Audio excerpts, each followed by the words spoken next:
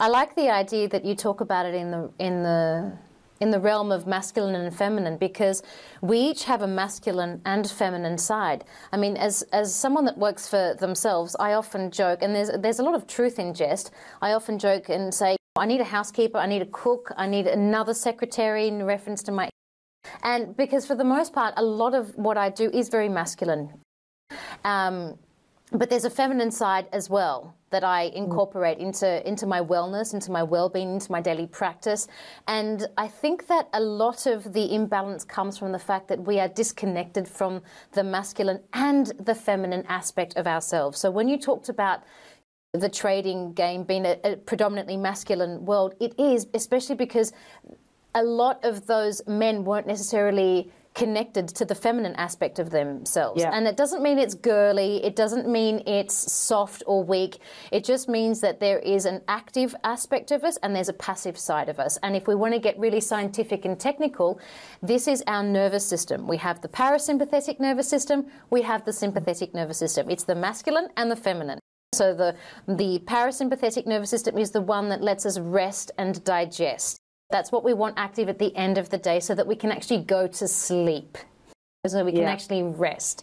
And the sympathetic nervous system, it's our get up and go that actually gets up and goes. And if one or the other... Well, it's the yin and the yang. It's the yin and the yang, right? I mean, this exactly. Is and we all have it. And when we're too strong in one or the other, it is going to cause an imbalance. Definitely. Well, I mean, and you know, and a very serious, the original story that I sort of came in with about the financial crisis, I felt very deeply that the financial crisis actually at its root cause was not caused by money. And it was, yes, caused by greed, but actually a total imbalance and a too much in the masculine of doing, striving, pushing, achieving. And all anybody cared about was achieving their target. So, for example, we had this big mortgage crisis in America. But if you think about it, the real issue there was mortgage brokers on the ground over there, and all they cared about was getting another person into a mortgage to meet their targets. The fact the person couldn't pay the thing back didn't figure, because for them, they're on the target, right? So it just became this massive imbalance, an imbalance that was already there, just blew out into epic proportions. And every business, every government, you know, you listen to it now, GDP figures, everybody wants to grow. But with that, I'm wondering, should we be thinking about this slightly differently? And that goes for people running small businesses right up to governments, you know. Is the imbalance that big? And that's what got me interested in wanting to do something different. Because from a microcosm perspective as well, there's a very natural ebb and there's a very natural flow in the world. And just like the seasons, we're not meant to flower all the time. We're not meant to be flowing all the time. There's a very natural ebb. And I know you and I have talked about it for the benefit of those that are listening. Barbara and I often talk about the fact that in the middle of the day, we will often stop and sleep or rest for half an hour away from the computer, away from the phone. And we make like we're back in Spain and we have a siesta. But again, I do that because I need to recharge my energy. I can't possibly be up and running from 5:30 in the morning and functioning until about 8 p.m. at night without a very conscious, soulful rest to regroup and to re-energize and regenerate my energy. And I know that you do this as well. Yeah, I do. And actually, one of the reasons for any corporate women listening, one of my biggest gripes with the corporate industry, I used to say, we need like a chill out room with beanbags. Because I used to think if I could just have a power nap, you know, like a 2 o'clock sort of 2:45 sort of thing, I'm on fire after that. But I used to just be so tired, you know, working, commuting in and out, just on all the time. And since working for myself, I love that sense of like, I'm busier now than I ever was before, but I can do it in my energy and in my flow. And in your organic flow. Yeah, exactly. Especially because the crown chakra is actually synonymous with the pineal gland.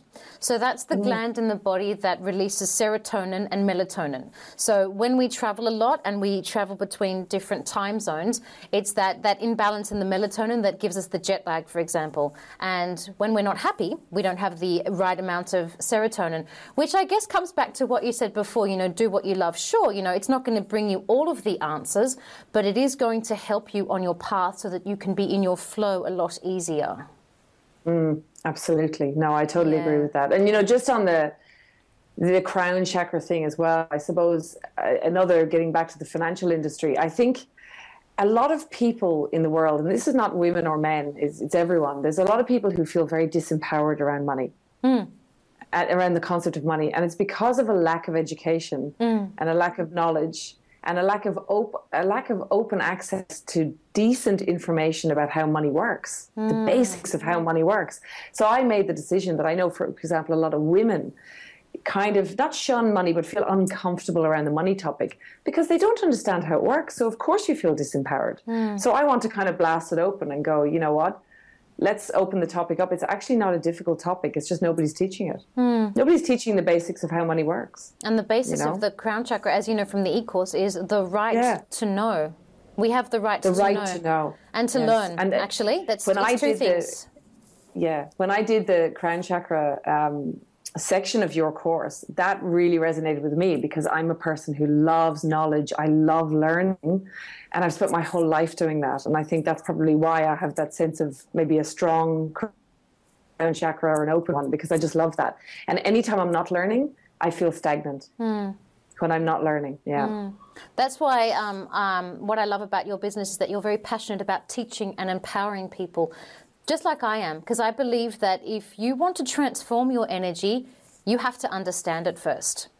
And you have to understand that, you know, there are parts of us that they're not just, we don't just have a spiritual body. We have a very physical body, and that encompasses glands and vital organs.